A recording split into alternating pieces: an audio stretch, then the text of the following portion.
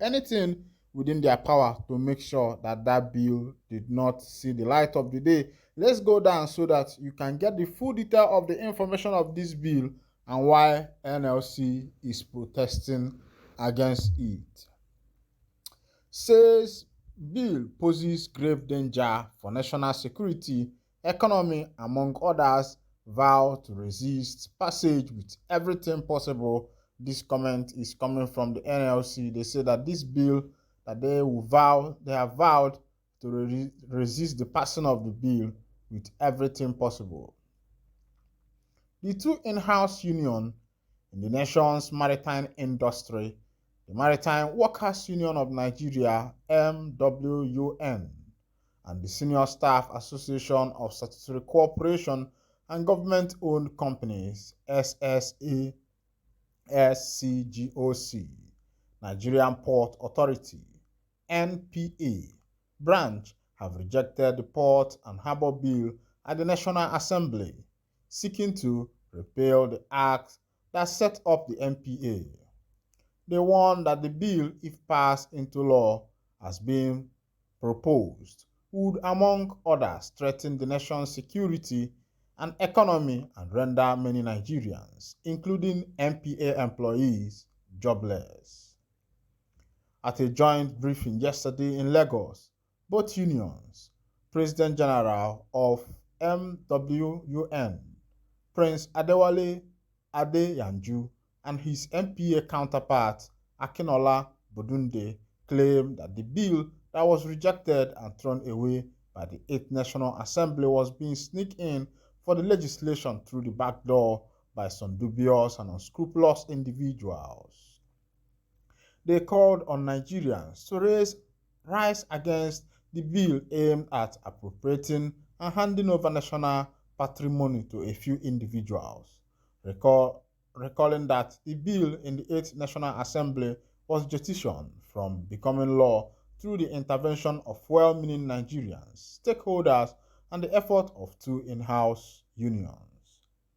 According to we wish to note that this said bill, if allowed to be passed into law, will have a far-reaching grave consequences on the security of the nation as it will code harbor, jetty, and terminal operations into private hands. We are therefore not surprised that the bill is being vigorously sponsored by certain unpatriotic individuals within the maritime sector who are hell-bent on appropriating our commonwealth and cornering the same into the lining of their pocket and that of their cronies. We would have the thought that given our persistent cry and various notices pointing to the deplorable state of our various nations' seaports, the script that of port access roads, collapsing quay, aprons, and the general failure of infrastructure within our ports. The focus of this 10th National Assembly would have been to find solution to the myriad of problems bedeviling our ports, terminal, jetties, and oil and gas platforms, and even the need to dredge all the ports, particularly Calabar, Warri, Oni, etc., for increased efficiency, and not to clandestine and recklessly seek to misappropriate public infrastructure through unfriendly legislation for the benefit of individuals whose only interest is capital accumulation and not the general public. We are further surprised that the sponsors of this bill outrightly injured our demand to call the international oil companies, IOC, operating in our sovereign territorial economic zones, who have deliberately refused to obey our extant maritime regulations, standards, and laws, but find it expedient to sit in the comfort of their hallowed chambers to push for laws that will be detrimental and inimical to the welfare and well-being of working class Nigerians and our nation's security and sovereignty. The joint House unions MWUN and SSACGOC use this medium to convey our views to the leadership, members of the National Assembly, and the new Ministry of Marine and Blue Economy that this is certainly not the right way to go, as this ploy by these selfish individuals in the maritime sector will cause chaos and anarchy in the industry, which has enjoyed sustained peace since the idea of projecting the Hash Bill was killed in 2018, will not be allowed to come to fruition. According to the unions, a sneak peek into a copy of the bill has revealed that its previous wholly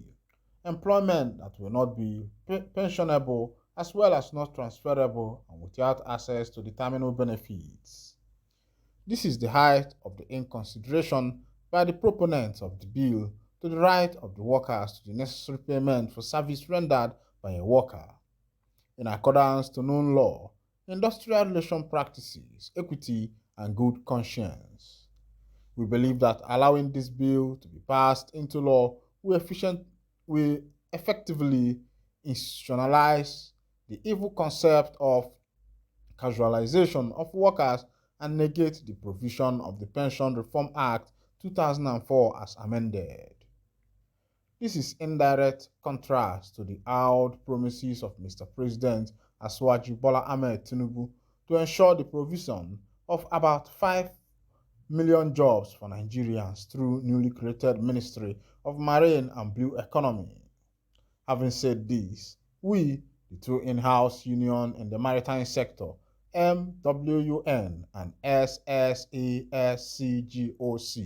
will not fold our hands and allow a few unpatriotic Nigerians within the industry to trip up the nation's commonwealth and render our sector unproductive via this infamous bill that will only create poverty, hopelessness, hunger, and generate avid bitterness amongst the already impoverished workers and Nigerian citizenry. Consequently, we confirm our absolute vote of confidence on the Nigerian Port Authority (ACT) as it currently relates to the Nigerian state and the well-being of the workers in the sector, and we will vehemently resist all attempts to push this hellish bill further. We therefore demand its withdrawal in its entirety with the laid down laws. When I don't see I see the palavala de vele. All the English where they speak there, all the English where they hear be say the house one pass bill where be say the port go they be managed by individuals. It's more like a privatized business, many things. And this union are saying that they are going to do everything within their power, whether tooth and nail, to make sure that this particular bill